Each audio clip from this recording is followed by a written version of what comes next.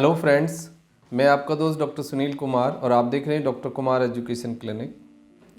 I am post doctorate in clinical medicine and the metabolic science and I am practising as a clinical physician last 2 decades south Delhi Chhatarpur. तो हमने जो doctor Kumar education clinic जो हमारा YouTube channel है उस पर एक वीडियो बनाया था कि जो बच्चा डिलीवरी मतलब ऑपरेशन से जो बच्चा पैदा होते हैं उसके बाद लोगों को क्या नुकसान होते हैं, 5 कॉमन जो प्रॉब्लम्स हैं वो हमने डिस्कस की थी। तो उस वीडियो पे इवन द क्लिनिक में भी बार बार एक सवाल है जो लोग पूछते हैं कि यदि पहला बच्चा ऑपरेशन से हुआ तो क्या दूसरा बच्चा नॉर्मल पैदा हो सकता है। आज हम ये सवाल लेंगे और इसके बारे में हम आपको पूरा डिटेल बताएंगे।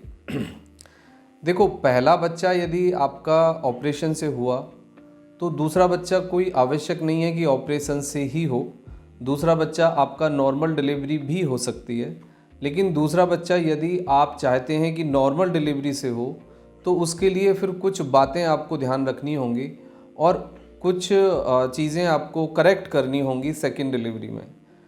क्योंकि जो गलती जो मिस्टेक पहली डिलीवरी में हुई वो मिस्टेक सेकेंड डिलीवरी में यदि नहीं होगी तो फिर बच्चा नॉर्मल पैदा हो सकता है। देखो, सबसे पहली बात आपको ये समझनी होगी कि बच्चा आखिर ऑपरेशन से पैदा क्यों होते हैं।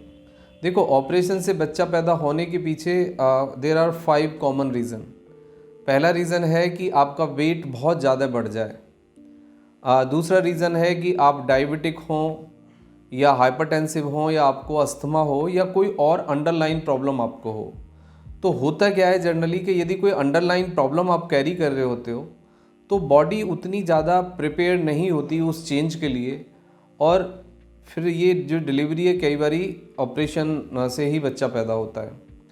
उसके बाद है कि आपके जो हार्मोन्स हैं, देखो 2 हार्मोन्स का रोल है। एक है ग्रोथ हार्मोन्स, वो हार्मोन्स जो आपके बच्चे की ग्रोथ में कंट्रीब्यूट करते हैं। एक है दूसरा मेटाबॉलिक हार्मोन्स लाइक इंसुलिन और आपका थायराइड। यदि आपके इंसुलिन और थायराइड का सिक्रीशन नॉर्मल है ड्यूरिंग द प्रेगनेंसी और आपका जब लेबर पेन शुरू होता है, यानी कि जब आपको लेबर पेन आते हैं तो तब भी 2 हार्मोन्स क्रिटिकली रोल प्ले करते हैं जिससे कि लेबर पेन इंड्यूस करती है बॉडी। तो उन दोनों हार्मोन्स का भी नॉर्मली सिक्रीशन होना ज़रूरी है, यानी कि नेचुरल लेबर पेन आना ज़रूरी है, तभी नेचुरल आपकी डिलीवरी हो पाएगी। अब एक दूसरी कंडीशन होती है कि भाई बच्चा की जो कंडीशन है वो अच्छी नहीं है अंदर, मतलब उसकी डायरेक्शन के बारे में बात होती है कि गर्दन में झिल्ली फंस गई है या बच्चा फंस गया है या और भी कुछ कंडीशन हो सकती है। देखो, पहली बात तो ये है कि जब तक लेबर पेन शुरू होता है, जब लेबर पेन शुरू होता है तो उससे पहले बच्चे की जो कंडीशन है या पोजीशन है वो बहुत ज़्यादा मैटर नहीं करती है। क्योंकि ड्यूरिंग प्रेगनेंसी आपने देखा होगा कि आपकी जो फीमेल डॉक्टर है वो आपको ये बोलती है कि आपके बच्चे की मूवमेंट अच्छी होनी चाहिए। देखो, अब 2 बातें बड़ी कन्फ्लिक्ट करती हैं आपस में। जब ड्यूरिंग प्रेगनेंसी, जब बच्चा पेट में था, जब बच्चा ग्रोइंग स्टेज पे था, या इवन द 7 मंथ के बाद आप रेगुलरली बच्चे की मूवमेंट को मॉनिटर कर रहे थे, राइट। अब क्या होता है, एक स्टेटमेंट होता है, एक अप्रोच होता है कि बच्चे की मूवमेंट अच्छी खासी रहे। यदि बच्चे की मूवमेंट ठीक ठाक रहे तो इसका मतलब है कि बच्चे की जो पोजीशन है वो बदलेगी भी। ऐसा नहीं हो सकता कि पोजीशन फिक्स हो।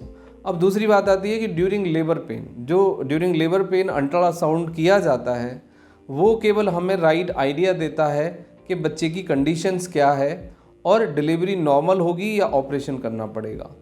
10% लगभग जो बच्चे हैं वो ऑपरेशन से पैदा होने चाहिए और जो 90% बच्चे हैं उनको नॉर्मल ही पैदा किया जा सकता है।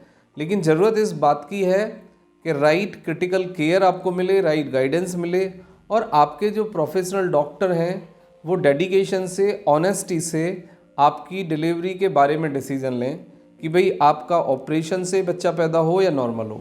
अब एक दूसरी बात आती है कि भाई आपको टाँके लगे होते हैं, पीठ में पहले एक इंजेक्शन लगा होता है, तो जनरली ये बात होती है कि आपको लेडी डॉक्टर मेंटली प्रिपेयर करती है कि भाई अब दूसरी भी जो डिलीवरी है वो ऑपरेशन से ही होगी क्योंकि आप वो दर्द नहीं झेल सकते।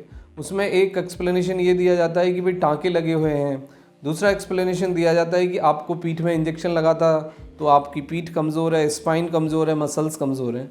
ये सब एक्सक्यूजेज़ हैं, ऐसा कुछ नहीं है।